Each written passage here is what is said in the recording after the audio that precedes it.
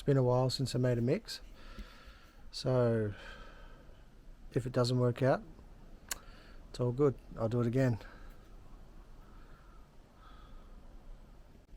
Okay, now let's put on a mix, eh? It's seriously just 2 pieces of timber, like this.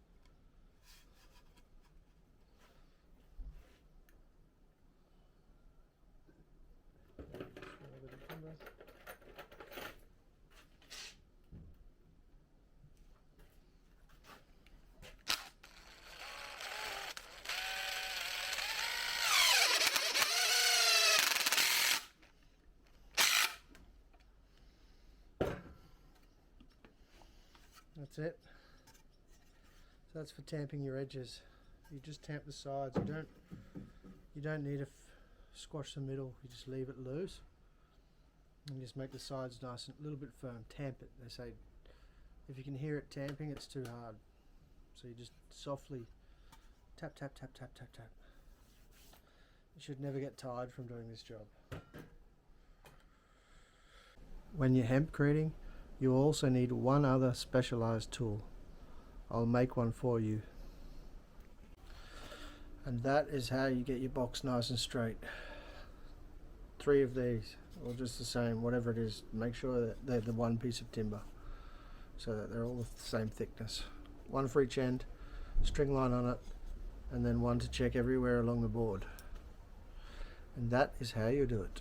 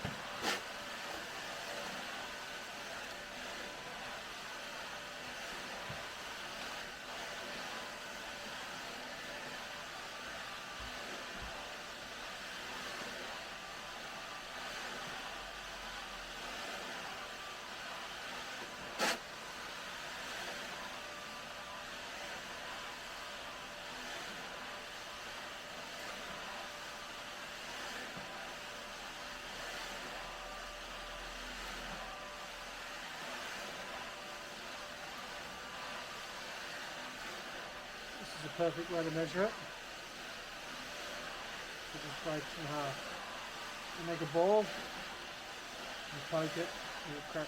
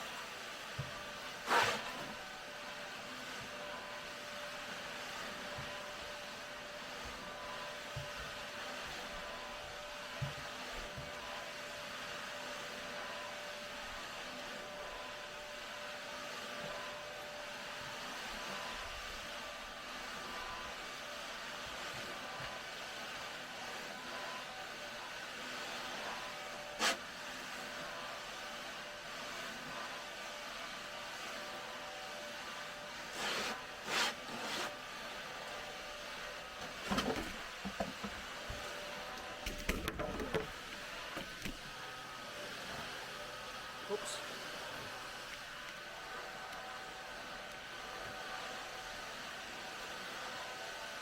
So I put the bucket underneath to catch the water that comes out because I want it just 50 litres of water.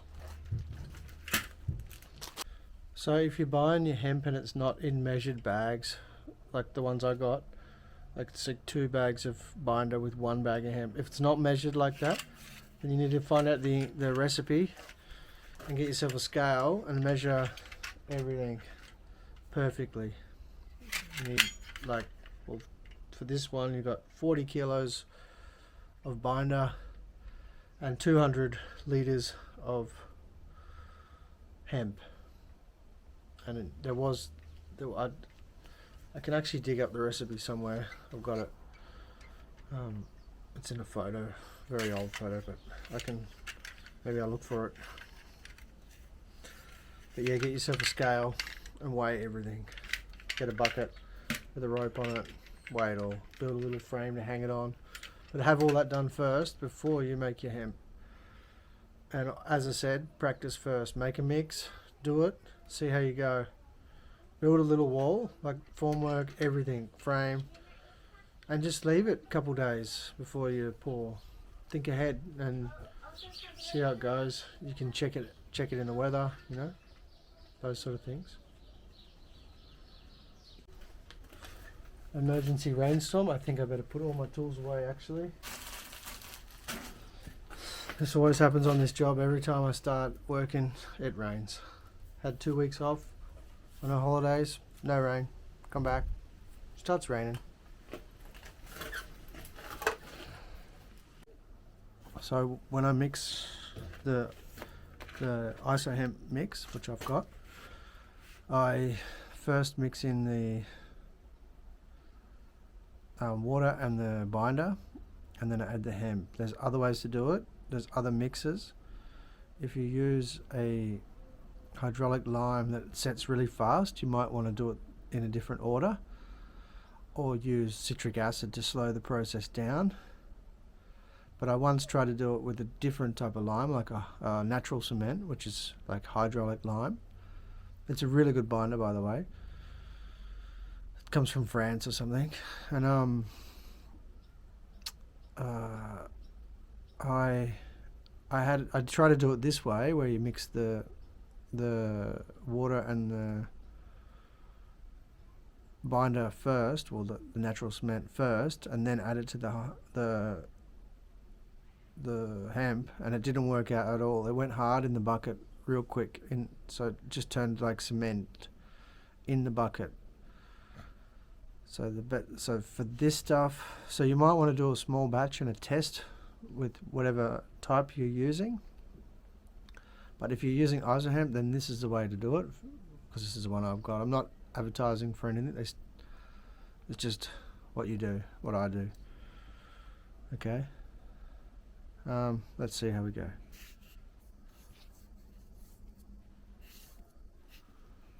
We've got a bit of a rain cloud up ahead. Probably shouldn't be mixing right now out in the open, but I'm going to do it anyway. Alright, so I'm going to put a bucket under here.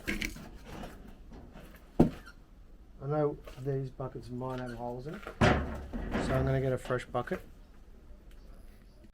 If you get it in your shoes, make sure you take it out. It starts to burn after a while. And because I'm filming, I keep taking this glove off, so I'll probably have a burnt hand. But I always, when I buy the gloves, make sure you buy some vinegar and a spray bottle. You need a spray bottle anyway for wetting the joins. And the vinegar in the spray bottle will save your hands if they start to burn after a while, because when they get wet then dry with all the chalk on them, it's a horrible feeling, trust me.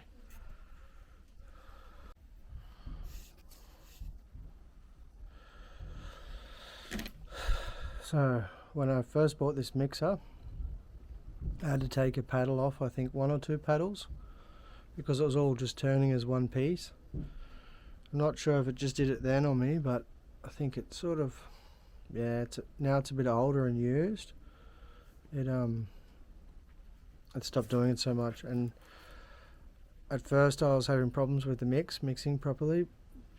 I was washing the machine every day because it was brand new. But then one time I left it and I didn't clean it because it was too late and tired, and I thought I'd do it in the morning. And it runs so much better after it was a bit dirty.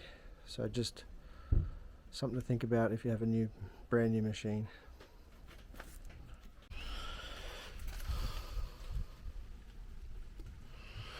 So get him all a little bit leveled out. There's a little bit of a gap down there. And then you just get him. You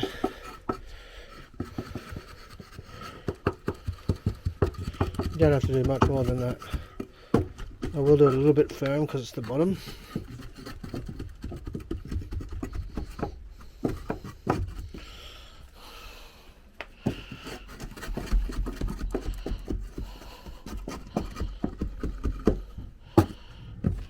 Make sure there's plenty down in there.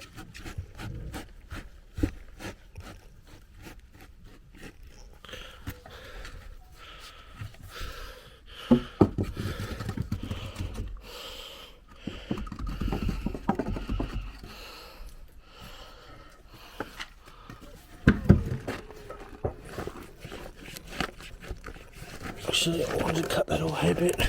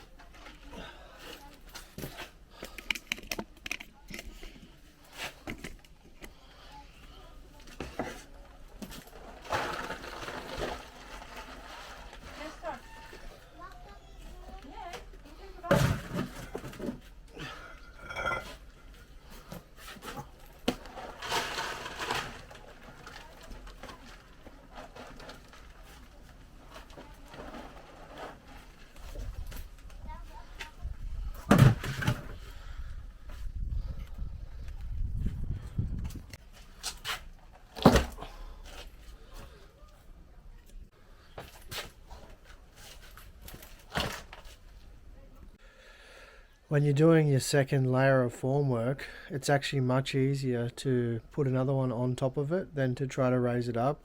Like, you'll nearly always crack your hempcrete and not get it so straight so easily. And another little hint is try not to cut your formwork to fit. Like, if you can get away with it, just have it. If you can get away with it, just have your boards hanging over. Like, there's no point cutting these boards if you don't have to. So, you know, I've got mine all hanging out the corners, but that really doesn't matter. You save your cuts for when you need to. Like, yeah,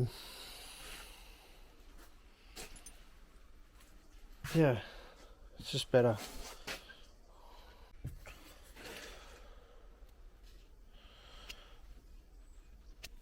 So after I've filled this up to a good height here, sort of thing, then I will raise these bottom boards on top of these ones, as opposed to trying to. It's just really difficult to hang the board straight in the air. Trust me, I tried it, didn't work, and then this morning I took one off to check it, and I almost had to basically put it back in the same spot where it was. It just doesn't work out. Oh, you can do it, like, it's possible, but save yourself a lot of time and hassle and speed. You get more speed just doing it like this. Just plonk, plonk, plonk, get your boards on top, plonk, plonk, plonk, boards on top, plonk, plonk, plonk, boards on top. Minimum cuts, minimum cuts. That's the best thing you can do. And it rained all last night, and all I used as cover at the moment was a couple bits of formwork. I just put these planks up here, nothing special, just a couple planks, and you can see the hemp. Yeah, this one doesn't feel that good actually, but this is just the top, but it's dry. It's dry enough. Like last time I did this, I was really concerned about the rain and all these problems and that, but after seeing the blocks I've had sitting in the weather for several years now, I'm not too worried about it. Like, for example, this is a block of hemp that I've had sitting here for maybe 2 or 3 years, 3 years, and it's fine. Obviously you don't want to do it in full rain, but because the chalk, whatever you want to call it, binder, it will wash through the hemp and you'll have exposed. So I was talking about how you should take a fin off your mixer, and this has happened to me now on the second load again today. It all moves at once. If you can take 1 or 2 fins off, you're better off taking them off before you use the machine, because it's pretty gross to take them off. Like, it's difficult to take them off after. You can solve this problem by pulsing the machine, but it's much better to just take 1 or 2 fins off. I can't remember if it's 2. I think it's 1 fin off or 2. Just take 2 fins off, a low one and a high one. Otherwise you get this problem.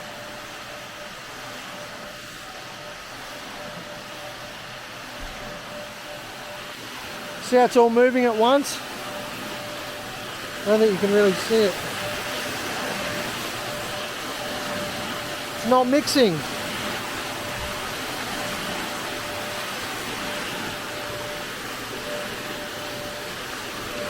See, it's not really mixing. It's just moving as one piece. I'm not sure if you can see it properly with the camera, but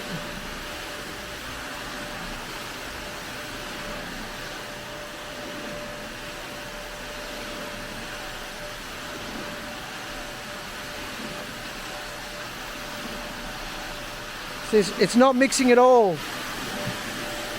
It's just turning in one piece.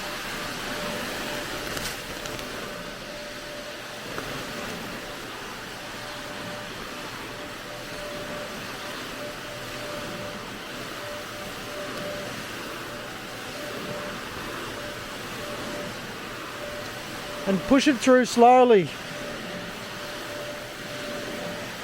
because otherwise you just spill it everywhere like this.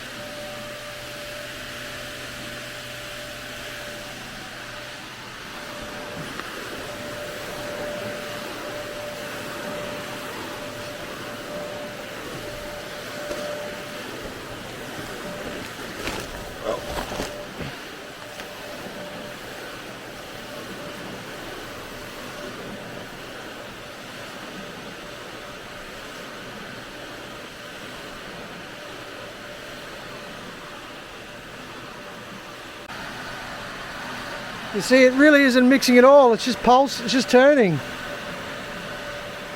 I really should take a blade off, but you can do this. See, I got the machine and I'm going to go.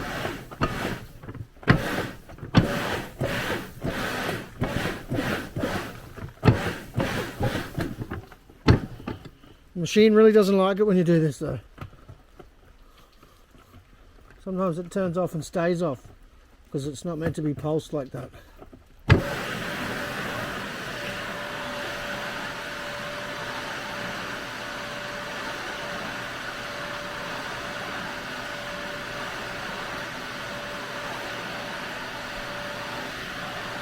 So the answer to that problem is just take out a blade or two. So I was really hoping to make a few more videos in this process of doing the hempcrete, but I just had to get it done because the weather went bad, really bad in the middle of it, and yeah, it's good now, but I just left the roof off so it can dry a bit. But yeah, this is how it turned out.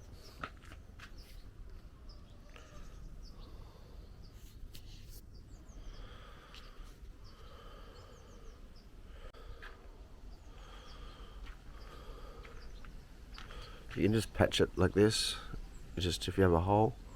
I've got a couple of holes. I've been really sick and I didn't do a very good job at the top. Up here. But I will just patch them up. I missed just those bits, yeah. I had a bit of a collapse over here. As I said, I was sick and I wasn't thinking, and I took the thing off to like the bottom. If you have pieces hanging, it's best to leave the boards underneath, like leave a board here for as long as possible. Otherwise you get these little blowouts. It's fixable, but it's annoying, you know.